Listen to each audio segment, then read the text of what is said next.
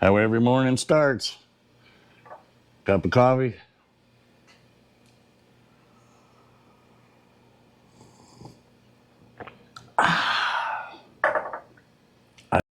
Good morning, everybody. A little bit foggy here in Florida this morning. We're going to go after it anyway. This is kind of what you get this time of year in Florida. It's about 73, 74 degrees outside, and as you can see, just about 100% humidity.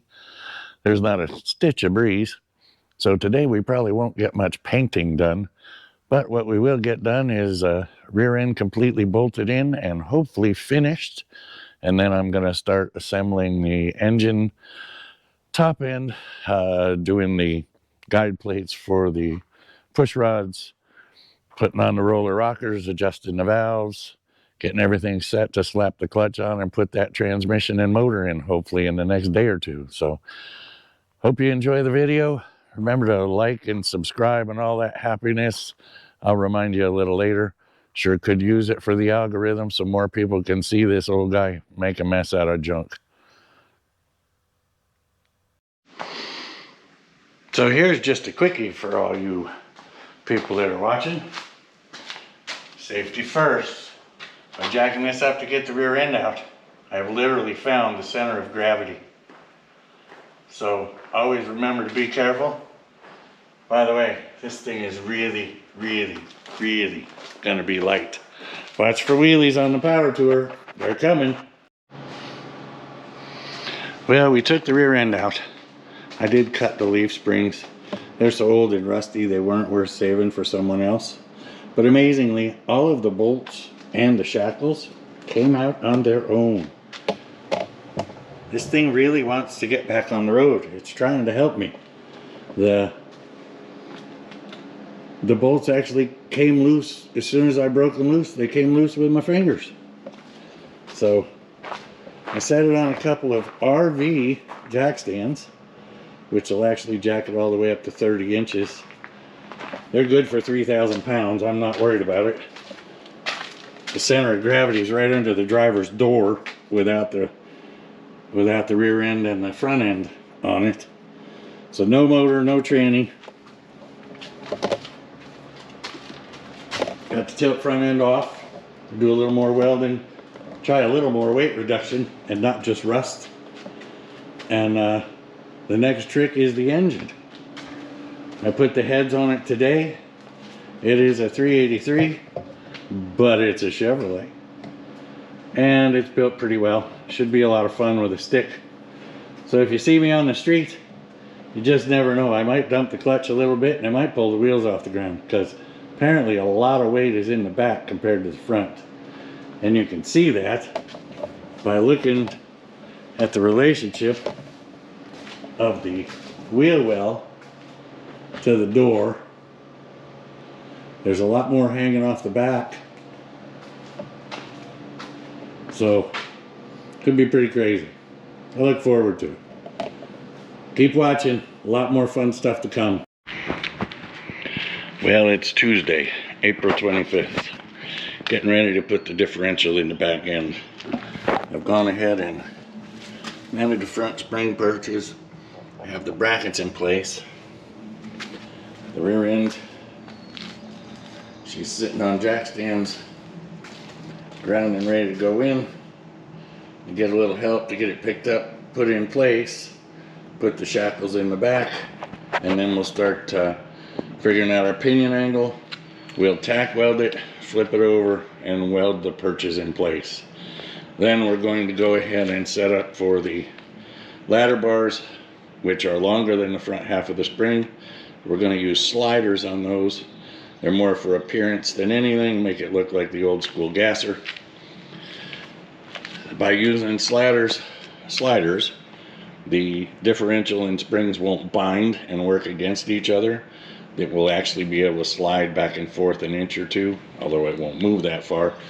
But that way, everything should work like a regular suspension.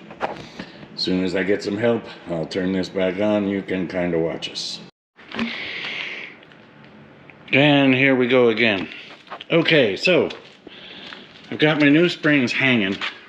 I'm waiting on help to pick the rear end up and set it in the saddles. Then I'm going to jack it up and figure out exactly what my pinion angle needs to be. I know it's a -2, so it was 2 degrees down from level. So if I set the pinion pad here at level, of course this is upside down now, then I can just go 2 degrees down. And that's so that under acceleration, as the spring wraps up, it will be level and straight at the back of the transmission.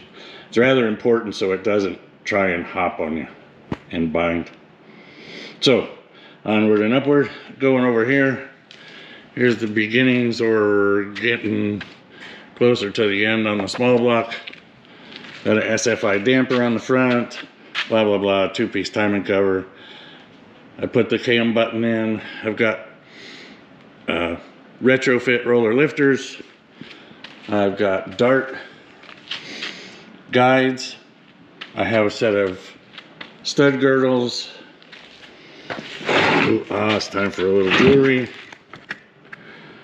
I have a set of Scorpion 1.65s. So we're doing the best we can to make it all right. And we've got the McLeod clutch. That's my overflow bottle for my radiator. We got all sorts of goodies coming together. As soon as I get somebody here to help me put that rear end up in and we get that welded in, we'll really start flying. The transmission's pretty much ready. I gotta get it down, get it outside, give it a quick bath. There's not much I can do. I can paint it, but geez, you kind of hate to do that. So we'll figure that out soon. I figured out my motor mounts. It's actually going to set the harmonic balancer. If you can see where the axle is there, the harmonic balancer is going to be right at the front of the cross member. So the motor's set back a pretty good bit, which is going to make it even sillier. So we'll see. I went ahead and painted my shift light the same color as the dashboard. We'll figure out where to mount that. I thought that would be kind of cool. It will still have a shift light. I'm not going to tell you what I'm going to set it at because, well, you'll just have to wait for that first time looking at the tack. So away we go. I've got to have the motor and transmission in by the end of this week. Today is Monday. So I want to have the motor and transmission setting in the hole. And I want to have the rear end in by the end of this week. That means I have all of May to do interior work, wiring work, and all that other fancy stuff, fix windows. Yeah,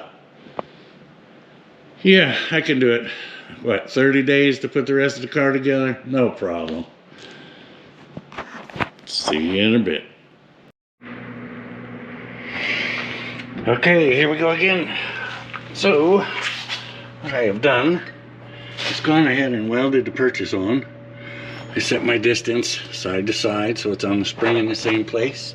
Set my pinion angle at 0 right now because as the rear end goes up, it's going to swing up, and as it swings up, it will put a little bit of negative on it.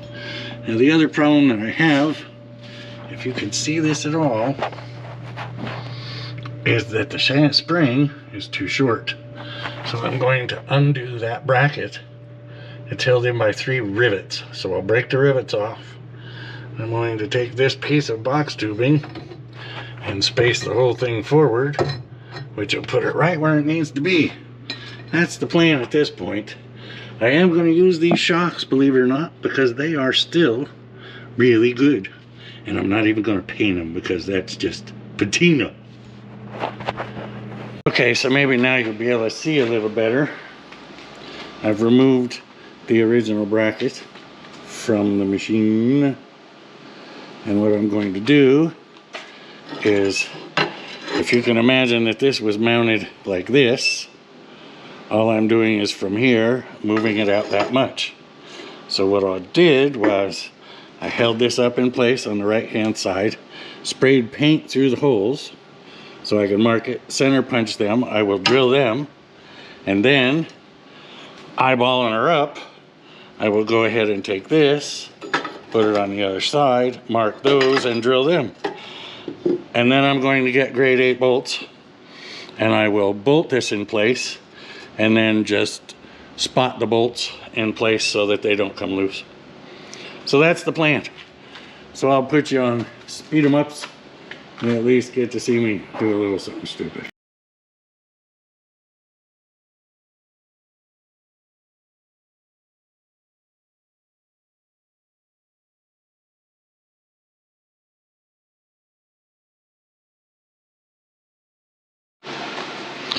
So now we've gone ahead and center punched and drilled, and of course there's one that's way off, but we will fix that.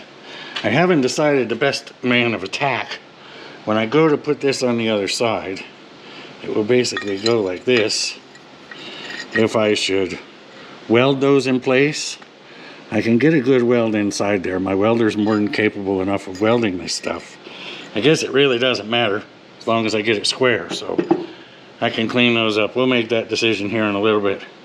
I'm going to get a step bit and go ahead and drill these out to 7/16 for my hardened bolts, and we will go from there. I'm sure a lot of you are saying, why would you use a step bit? Well, here's why. Not only can I mark it to the right size, so as it's spinning I know that I need to go to the step underneath it, but also this gently goes through the hole. If I use a 7/16 drill bit, it obviously has to work really hard, and it just seems to step better. I just like them. I have good drill bits.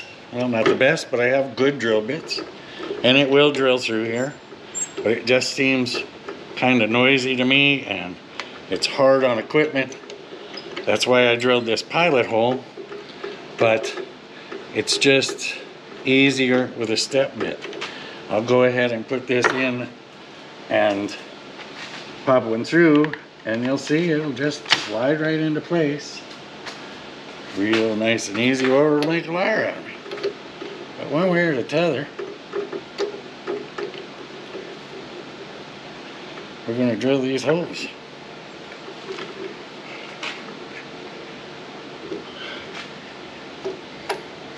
So here we go. Maybe this will explain it better than I can. It also doesn't jerk the machine as hard. We'll start with this one right here. Here we go.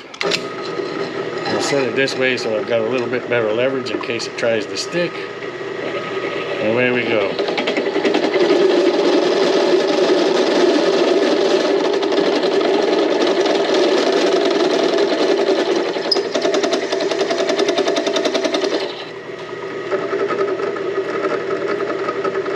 Don't try that at home.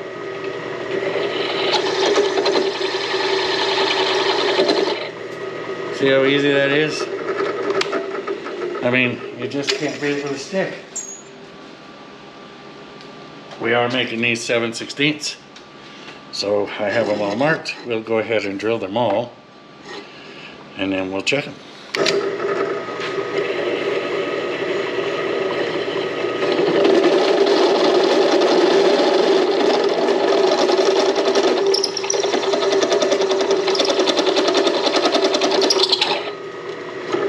Watch out. Might be a little hot. Let me go back in this one just a hair farther. And if you look, that actually just bevels the hole a little bit. It's a little sweeter.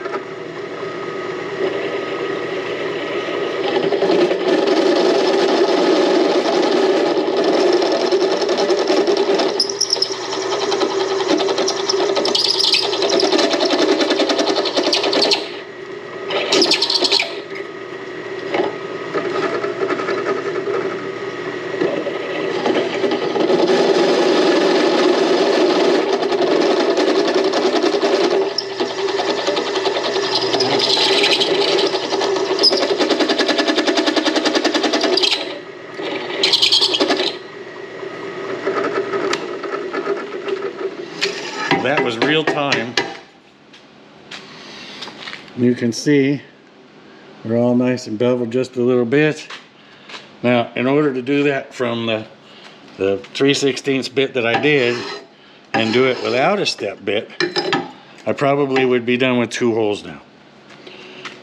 So now we'll take this, we'll set it on top of this. And of course they're a little bit off because that's just my luck. We'll have to see from in there. It wouldn't surprise me either, as this is back in the days of slide rules and engineering feats. Yeah, the top one's off. So easy fix to that. We can just drill the hole bigger, put a bigger bolt. So there's one. We'll go ahead and do the other one, and then we'll try and get them up in there and see if we can't get something done today. Okay, I'm going in. And basically what I'm going to do is get down on this creeper. I don't think my belly will be in the way. I do have a pretty Mickey Mouse setup on this camera with the light actually leaning against it. So we'll see how this all works. If everything falls apart, you'll know it. So I don't remember which one of these goes on which side. The good news is I should be able to tell pretty easy, because one of them leaves space so that I can get the shackle on and the nut, and the other doesn't. So it goes like this. So now what I'm going to do is I'm going to take, see how many of these I can drop all over the place just to get it started. I had my wife pick up extras last night because. So I'm going to take a bolt and I'm going to send it through the hole. And I'm going to slide it up here like this, and I'm going to hope, just hope, that I can get it through the hole. And if I can't, yeah, that's what I was afraid of. I'm going to have to grab the drill real quick and drill every one of them just to clean the hole up. That's easy enough done. Oh, but this old man twisted his knee up pretty bad yesterday. So moving just a hair slow.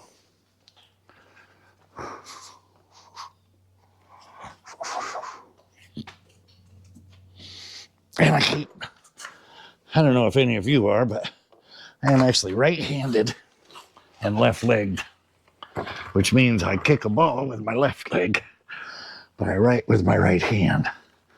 And because of that,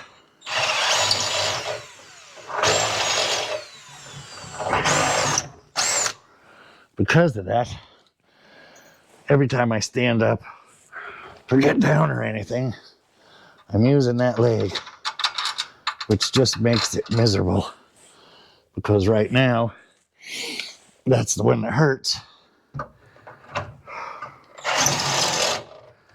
And I keep bleeding with it. Thankfully, it's nothing major. It just hurts. So let's see how well we did with these two. As if I get them right. Oh, look at there. Okay. Now we'll do the nut and lock washer thing. I could go with Nylox, but I don't have enough of them. Of course, I can't see what I'm doing now. I'm doing it by braille. And these are plenty strong enough. Once again, it's the part that goes over the fence last. It does help hold the car up, obviously, but there's not near as much stress on it as you would think. All right, so there's two. Now, am I going to get lucky and get the third one in with no problem?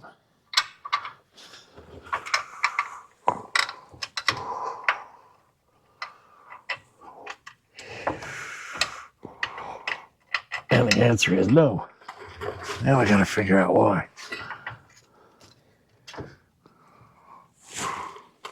Oh boy. You can probably see why.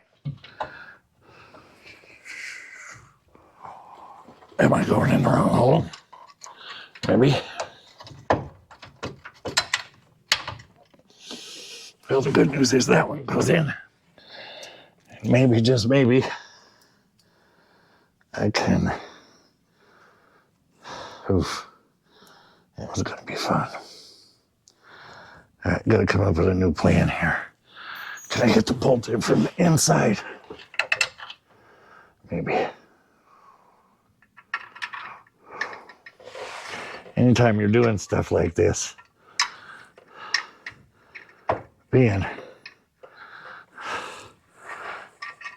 having small hands or a helper with small hands sometimes does help. I might have to use needle nose to get it in the hole. Oh, wait. No, wrong hole. Don't even think it. I know what you're thinking.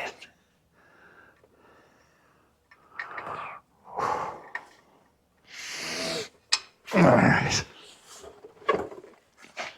Yeah, my vantage point sucks.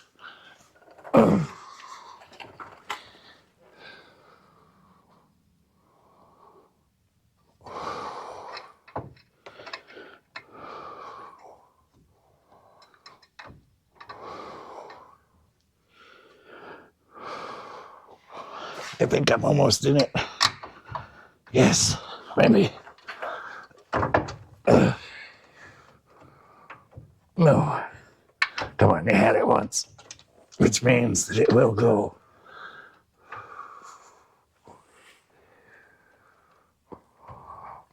What am I doing wrong here?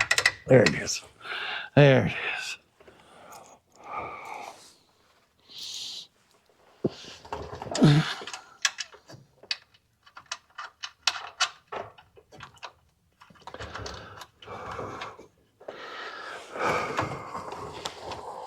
Now I do have just a slight bit of interference here with the rust that's hanging down.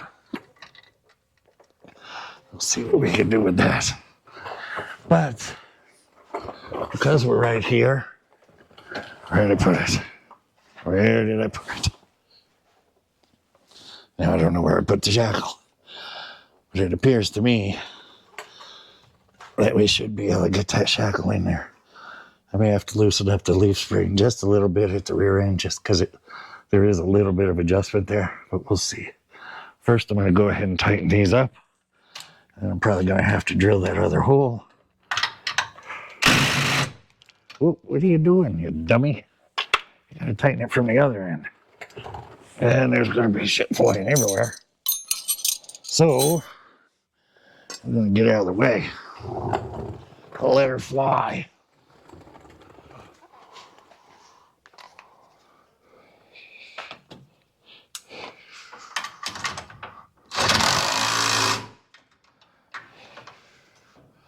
And we're going to need some different equipment here. You kind of start to see the idea. I'll drill that hole out better and get that up in there. This is actually bent down. You can see it's got a little tilt to it. It's bent back. So we'll pull that back straight. And then we'll see if we can't get that shackle in. Back in a minute. Well, gang, looks like maybe I won one.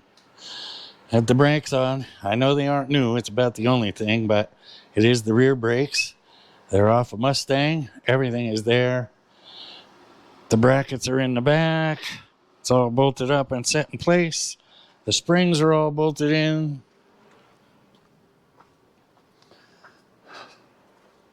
Both sides. So here a little later, we'll get this fine old unit on the ground and see what it looks like. Then I have to jack it right back up and yank the cross member out so I can get ready to put the motor and transmission in. That's next. Stand by for more fun in the sun.